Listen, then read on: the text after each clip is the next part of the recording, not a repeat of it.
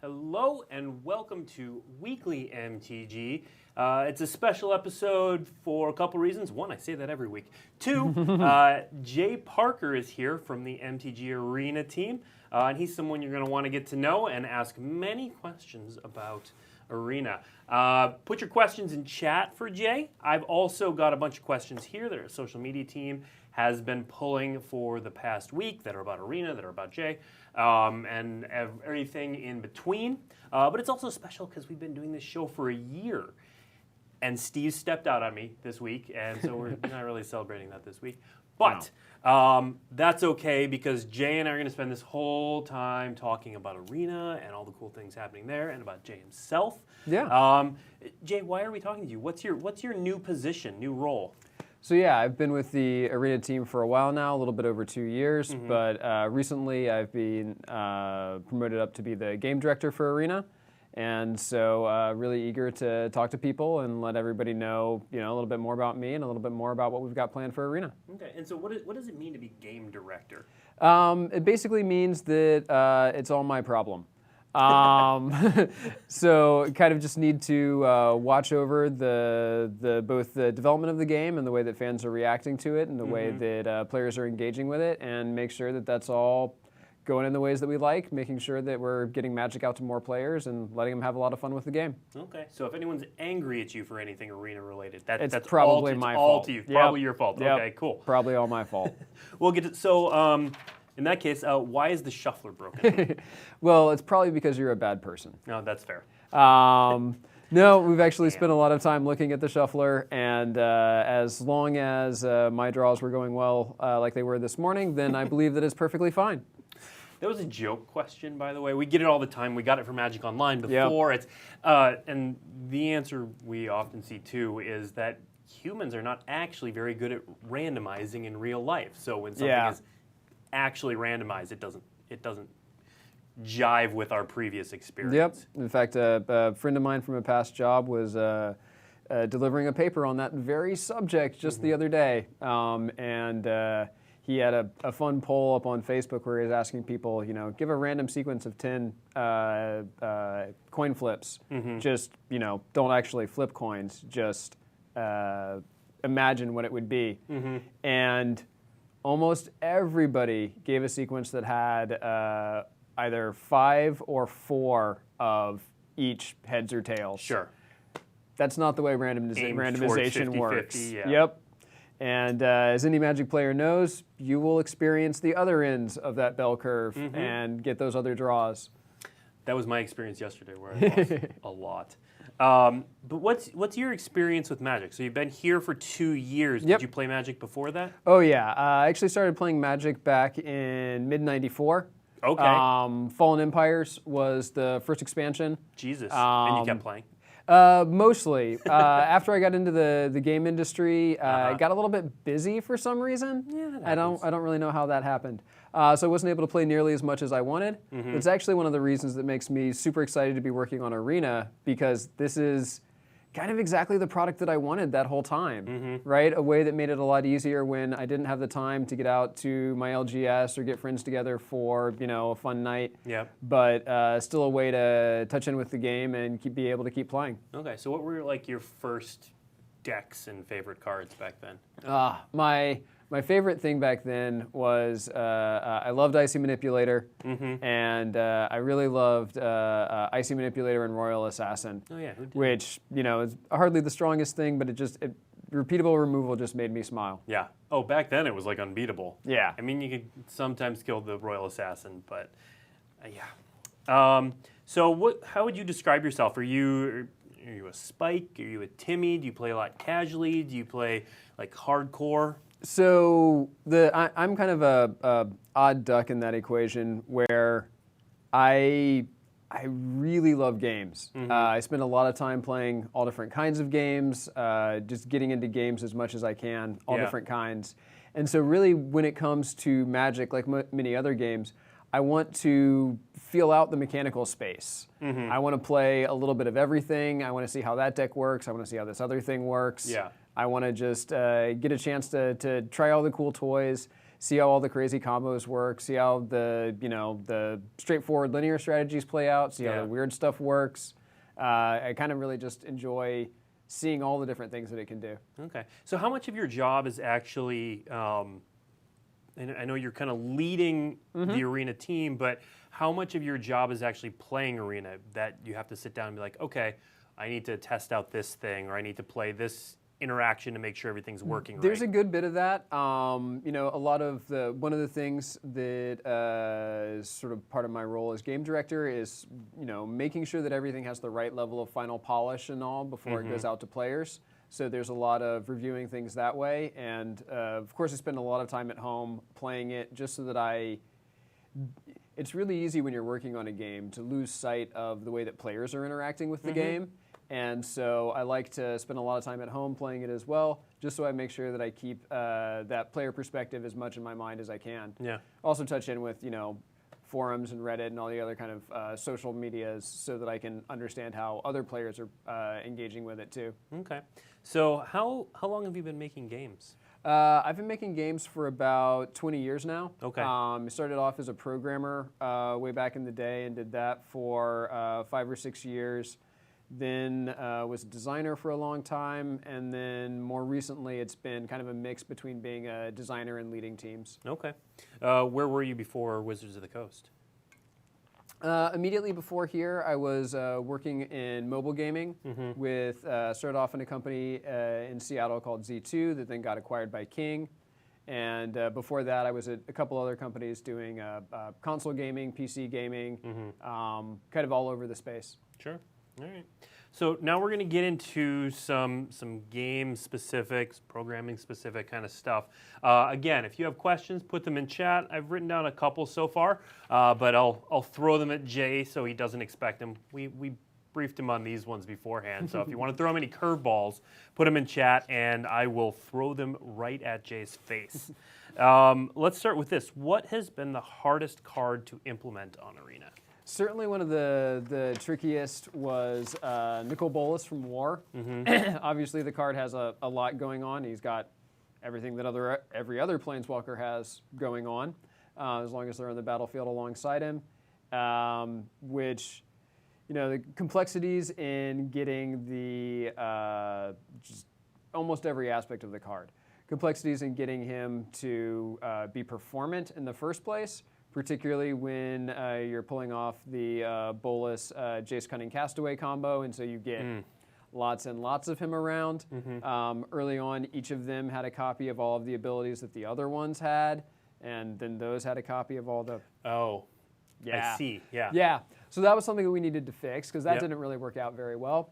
So there was a lot that needed to happen there. For a long time, Bolas was playing ventriloquist and stealing other Planeswalkers' voices when he was using their abilities because of the way that we were tagging the VO lines onto the abilities. Okay. So, you know, he would steal other people's lines, and that wasn't quite right either. Might be entertaining, though. Yeah, yeah. It was definitely different. Yep. And then just lots of other tiny little pieces of that card that meant that there were a lot of details to get polished off right. Obviously, he was kind of an important card to get right for the set. A little bit. Yeah, yeah. It was a little bit of a prominent member in the set and the story, and so we felt like, you know, if he had evil plans for the Gatewatch and for Ravnica, and some evil plans for our dev team as well, but in the end, it seems like the good guys everything. Won. What other cards were problematic? Another one from War was Finale of Promise. Okay. Bolas was one of the ones that we largely saw coming. You could just read the card and we're like, okay, yeah, that's going to be a long period of time for somebody. But Finale of Promise was one that surprised us. But there was a lot of complexities, particularly with getting the multiple copies up on the stack and being able, like, initially, you couldn't tell which cards you were targeting for when you had multiple copies up there on the stack. And just lots of other details around that card as well, making it work right, making sure that we got all the bugs ironed out, making sure that it was clear for players what they were doing at what part of the process. That was another one that we like to tease people around. As we were looking over future sets, we were saying, okay, well, where's the hardest card? Okay, well, let's make sure to give that to Aaron, the same guy who had Finale of Promise, because he deserves it. That was nice of you. What now? Talk a little bit about you're talking about some of these card interactions. Yeah. Jace and Nicol Bolas, Finale of Promise, and Instants and Sorceries. How does the game's rule engine help you guys identify problematic interactions? Yeah, well, we're getting to a place where we can leverage that more and more. We have actually so it's helping both us, where we've got a system where the rules engine, we call it the GRE, will run thousands of games each night against itself, making ridiculously bad decisions, but that's fine, because really what we're looking for there is having it squeeze out bugs and things like that. Yep. We'll throw all the sort of top deck lists at it and have it run through thousands of those matches every night, and use that as a way to see what problems we need to get in front of. It's also been helping out more broadly around the studio. We're starting to do ingest the new sets from R&D earlier and earlier in the process. And that's helping call out some places where, like, hey, templating on this kind of ability changed a little bit because GRE knows how to understand these cards but doesn't quite read this one. Was that a change that we wanted to make here for some beneficial reason? Is that something that we need to fix up in editing? Things like that. So it's also helping more broadly in the studio identify different ways that we can make cards more clear and work better for players. Okay. Now let's go back to things that have caused you problems. Oh, yes. What about mechanics? Let's see. Split cards are something that we always have a lot of fun with. Okay. It always seems like we'll fix a bug and then we'll see something similar to it happen again, and we're like, well, wait, we fixed it. We didn't check that with split cards. Well, that's different. It's different times split cards need to be treated as sort of the whole card. They need to be treated as left half, right half. Lots of different ways that you have to make sure you're looking at them in the proper context. Yeah. And so that has definitely been tricky to deal with.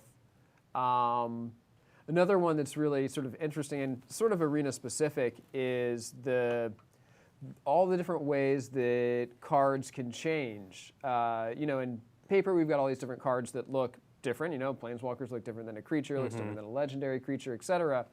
And in Arena, they look different that way as well. And all of these things can change. Yeah.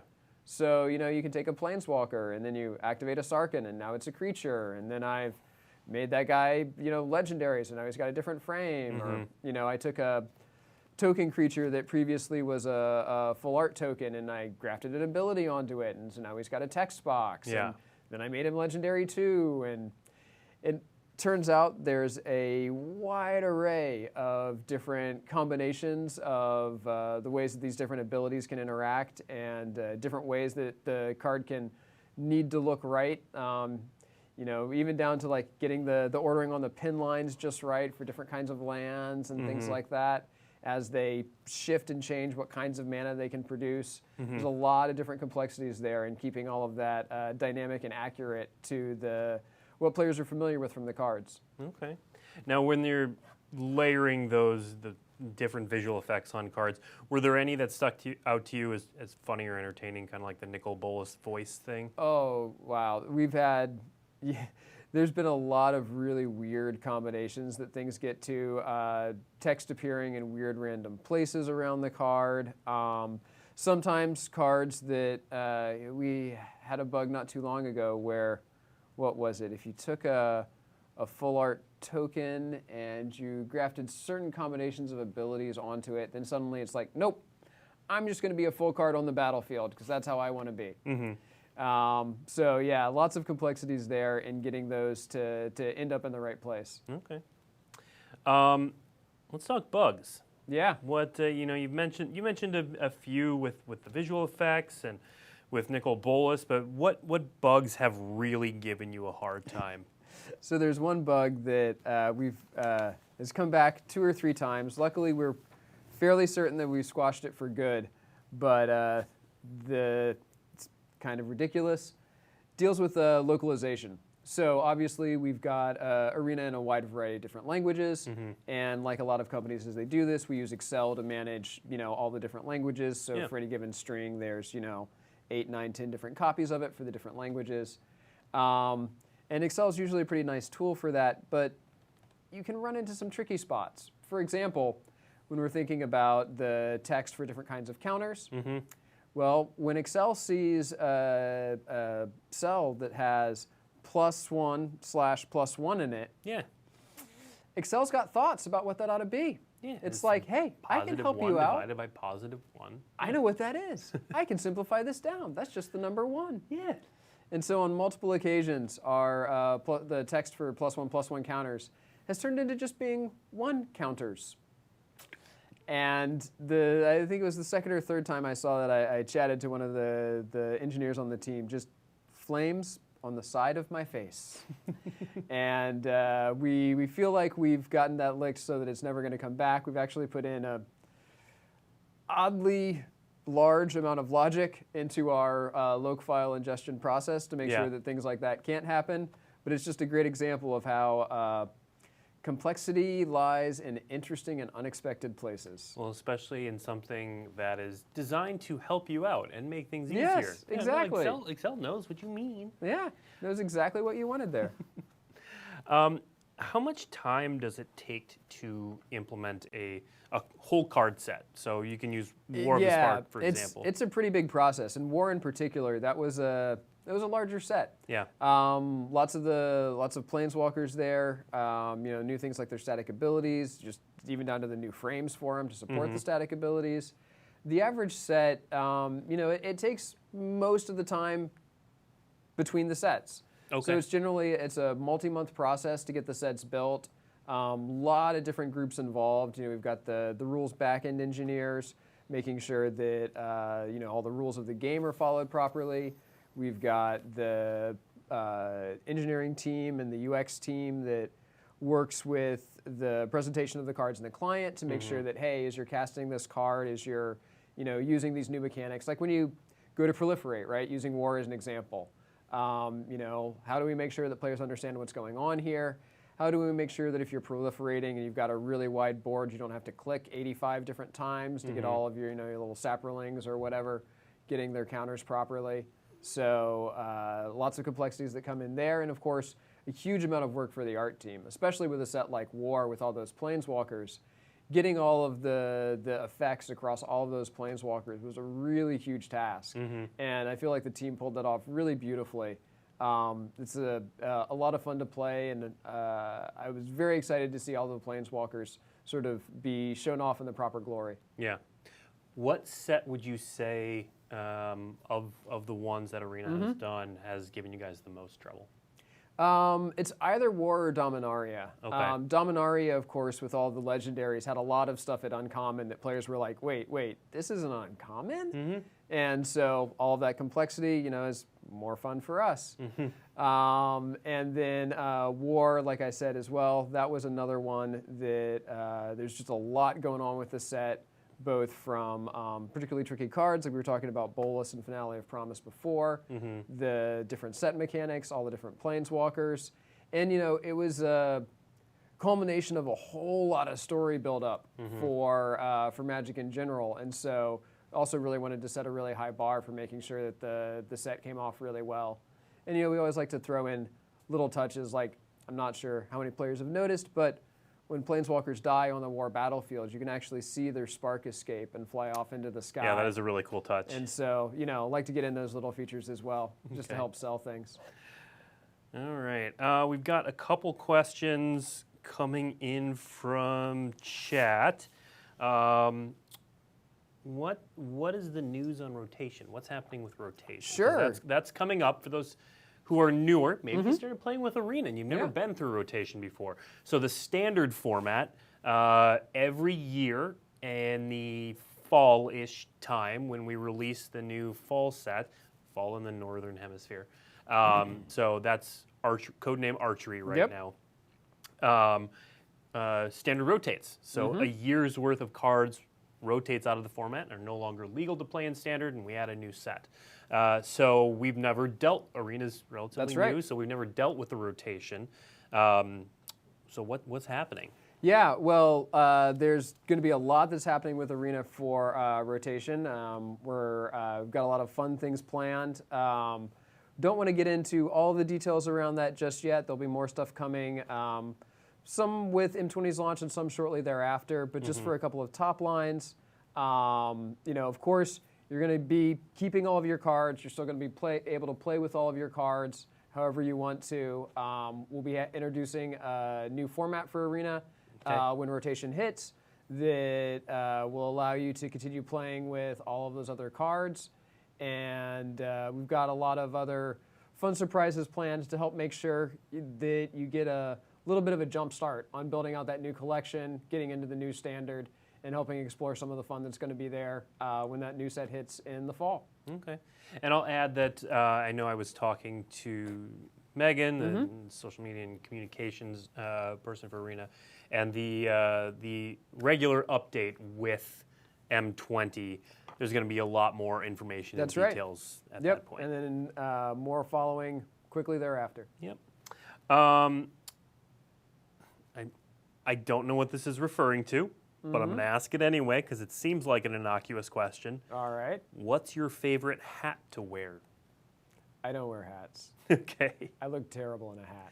I do too. They don't. Yeah. I have a large head, and nothing fits. And then once it does, we have issues. Pretty permanently, I'm wearing a hoodie. Yep. But hats don't get along with me. Okay.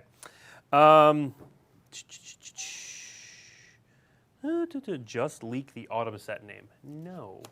Archery, you just said it. Right? It is not called archery. That is the code name.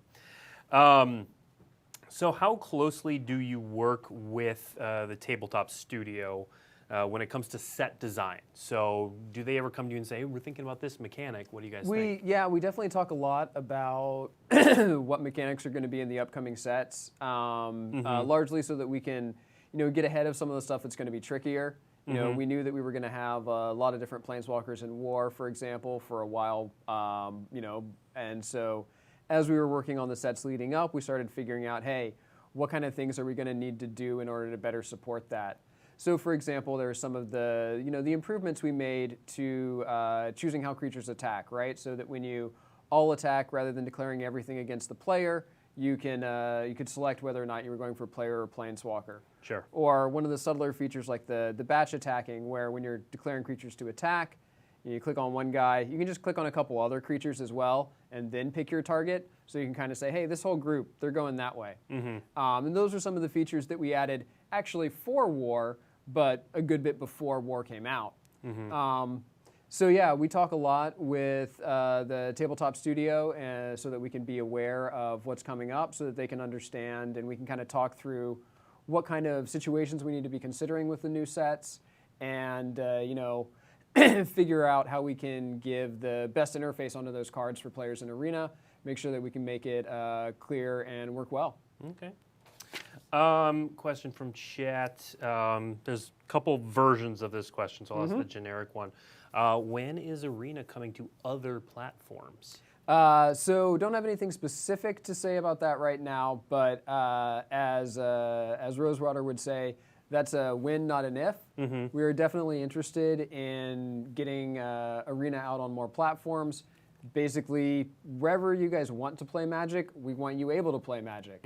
It'll take some time to get there. I've worked on mobile and console and other platforms a good bit in the past, so I've got a good understanding of the complexities that are involved in the space.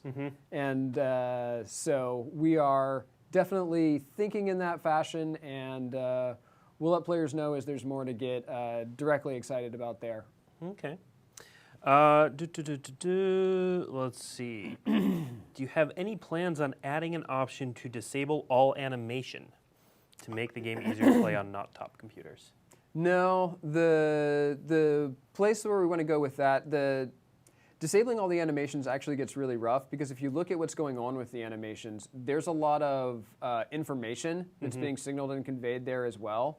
For example, like I was talking about making Proliferate work right. Yeah. One of the things we do differently with Proliferate than most any other mechanic is Proliferate basically auto-selects the targets that it thinks you're probably going to want to use, because in most cases we can be pretty sure that, hey, all of your guys that can get additional beneficial counters, you probably want that to happen. And so to help make sure that it's clear to players that that is what's happening here, we've got Proliferate VFX going off of all those permanents that are targeted while you're making your selections of what's going to be proliferated. In other cases, we'll use the VFX to help clearly signal, hey, this card doing this to that other card. So really the answer there from the Arena side is less about turning off the animations, and it's more about making sure, number one, that they perform as well as possible, and number two, that they're not blocking gameplay. Sure. And definitely we listen to a lot of feedback from players, so if there are any of the animations in particular that are slowing you guys down, complain about it in any of the places that you guys regularly complain, we'll hear, and we'll continue to make improvements that way. Okay. Speaking of complaining about cards, Yes. had a couple things on Command the Dreadhorde's UI. Any changes or updates to that, or? So I'm not sure exactly what the issue they're concerned about there is. There's no but, specificity. If you let us know what parts of that are causing problems. I know that there's some issues. Sometimes I'm not certain which bugs actually made it out to players and which bugs we fixed before. I know that on some of the builds that I've seen, there have been issues with it kind of flipping back and forth between graveyards as you're pulling out from different ones. So that has been fixed or will be fixed soon. Okay. And anything else that's going on with Command the Dreadhorde or really any other card, just let us know what kind of issues you guys are experiencing. And as I hope you guys have seen in the past, we make a priority on getting those addressed. Yeah, jump in the forums. Yeah. Even responding to the Arena Twitter account. Yep. That'll all get your attention. The feedback stuff in game as well. I know that some players are sometimes dubious whether or not anybody actually reads that stuff. Trust me, they do. I do regularly. And we've got other people on the QA team that'll run through any of the bug reports there and check out what's happening there, get those bugs into our system. So that's another great way to give us feedback as well. Yeah. How important is that feedback to your guys' workflow to creating the product? It's really critical, and it's really one of the things that I try to prioritize as much as we can. Obviously, there's a new set that's coming out. There's always a new set that's coming out, and so we have to put a lot of effort and emphasis into getting those new sets working well. There's also new features that we're always working on and improving for players. But I always try to cram as much of those fixes, as much of those improvements as possible into every build. Regularly get yelled at by our QA team and our build team about pushing things right up to the limit so that we can get that one extra fix into the build so that we can get that out to players. So yeah, getting that feedback is really critical because we really need to know. There's so many different ways to play Magic. There's so many different combinations of things that can happen. Yeah. And everybody's got their own, different decks that they like to play, different kind of mechanics that they really lean on. And so understanding where players are feeling those rough spots is really beneficial in making sure that we can sand those down. Speaking of feedback, where'd that question go? Will popular one-of events become permanent if players demand it, kind of like Singleton has? That's definitely something that we are thinking a lot about. There's a lot of complexities that come into what we have available when. One of the things that we really like about the way that Arena is working right now is that you can find matches really quickly, really easily. The more different ways that we split the player base, the harder that can become. Yep. There's a lot of different factors we have to be concerned about behind the scenes, but we're definitely thinking and talking a lot about how we can make sure that there are more ways for players to play Magic in the ways that they like to. Yeah. We've gotten a couple variations of this question, but I think the base question is, when are friend lists coming? That's another one that's win, not an if, and the win is, oh my gosh, soon, really, hopefully. Again, nothing specific to announce around timing, but that's one that we understand is really important. A lot of players have a lot of friends who play Magic. They want to be able to easily play Magic with those friends, and we definitely want to make that easier for players. So that's one that we're also, again, not announcing anything about any specifics, but it's one that's very high on our priority list. Okay. We've had a couple people asking, what was in today's update? Today's update was a couple of bug fixes. It was a fix for one that the community has definitely let us know their feedback around, with this little buzzing sound that can get stuck on. So that's fixed in this update. Okay. A couple other bug fixes, but mainly we also put out the M20 pre-order in this update. So you guys can, much like you could with War, get in there, pre-order M20. You can get a sweet Chandra card, some of the premium art for that, and a really nice looking card back. And the card back you can actually start using right away. And of course, the cards will come when M20 itself comes out, which will be July 2nd for Arena, because releasing it right before the 4th of July didn't really seem like the best approach. This office gets a little empty the day before holidays. Yeah. Well, and there's often, we want to have people on hand to be able to rapidly respond right after a new build comes out, so that we can make sure that anything that might have gone a little bit sideways gets addressed quickly. Yep. Are you on Twitter? I am not. That is one place where I hide. Yeah, that is fair. But you're listening in a lot of places. Absolutely. And I'm pretty active on the forums, on our Reddit, different places like that. And, you know, I communicate a lot with Megan, with Lexi, with all the other different voices that you guys do here on Twitter. Yeah. We're talking multiple times a day. And so definitely I'm aware of what concerns are getting brought up in that channel. And a lot of the messaging that we're putting out on that channel is, you know, coming from those conversations. Yeah, so the MTG Arena Twitter account basically is a direct line to you. Yeah, absolutely. Yeah. Absolutely. Things that players are talking about there, I'm definitely going to hear about. Okay. Let's see. This is an interesting question. Are there any plans to allow changing keybinds, for example, full control modes? Yeah, that's absolutely one that we want to get to as well. That's something that I know can make a lot of difference in making it more comfortable and convenient for how you play a game. And that's one that has been on our list for a very long time. Some other priorities have been fighting with it, but hopefully we'll be able to get to it soon. Okay. Let's see. There are a couple questions that are more paper questions. What about multiplayer? In terms of more than 2 players, that's going to be a really big lift. Yeah. It's something that we'd be really interested in doing, but there are a lot of changes from updating things on the back end to be able to properly support that, from how we manage the UI. You know, if you look at one of those pretty full board states that you can get to on Arena, there aren't that many pixels that we're not using to do a thing. Right. And so improving the way that the UI is laid out so that we can get 4 players onto a game, that'll be a little bit before we can get to something like that. Definitely a place that we'd like to go perhaps one day, but that's not something that's going to be imminent on the roadmap. Yeah. Okay. What about all human drafts? That's one that we talk a good bit about.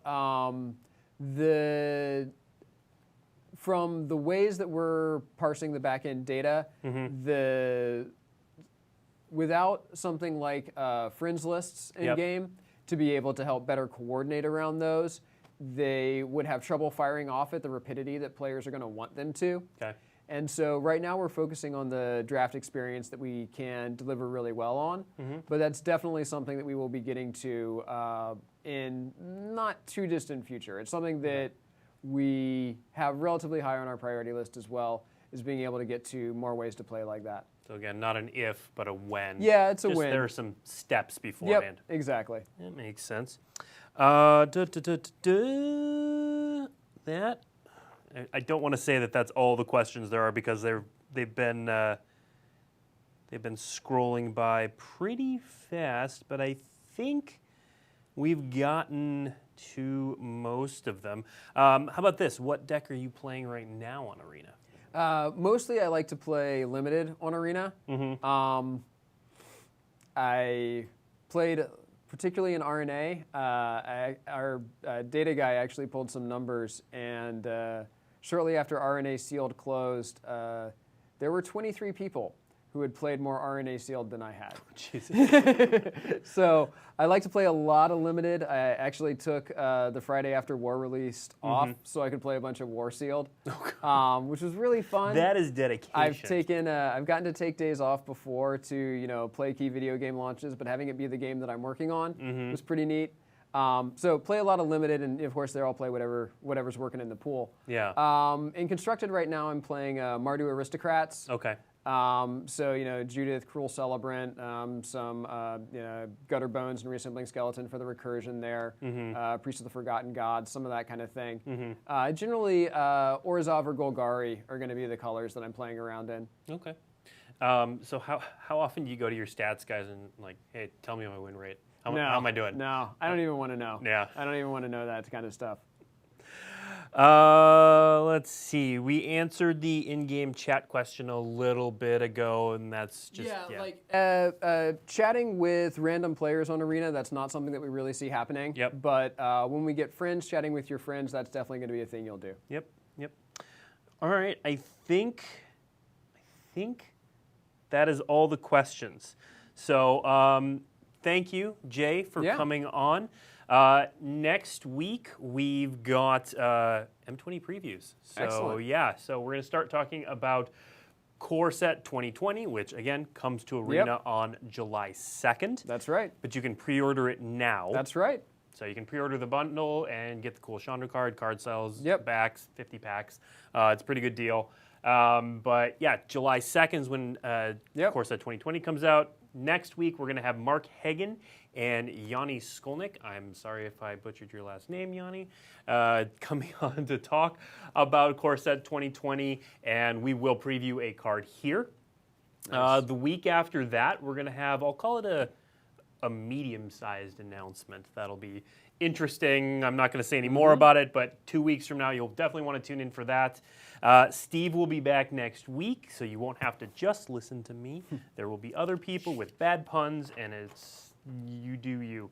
Also in the next 2 weeks, so not this weekend, but the following weekend, starting on Friday, the 21st, is Mythic Championship 3, which is big for you guys. Absolutely. Because that is our first Mythic Championship held entirely on Arena. We did the Mythic Invitational, but this is the Mythic Championship.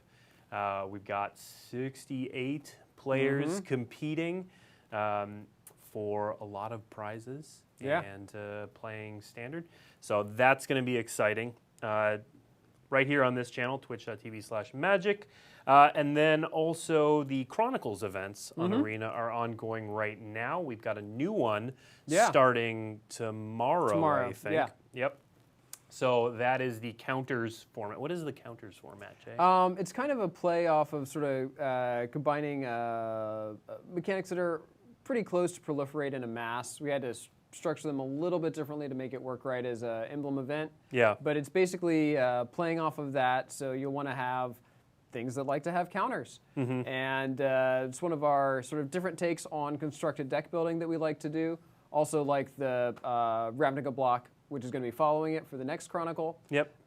Just to give players a way to play something a little bit different, way to see a different slice of the metagame, and get some try cool out card styles. Yeah, absolutely. We've got some more of those stained glass planeswalkers available there, and another thing to announce for the upcoming Chronicles, if players didn't see it already, listened to some feedback from players there, and we're actually reducing the top-end win count from 15 to 10 to get all of the rewards. So it's all the same kind of rewards that you were getting across 15 wins before, but now compressed into 10 wins. So you can get through and get all the rewards a little bit more quickly, a little more easily. Okay, very cool.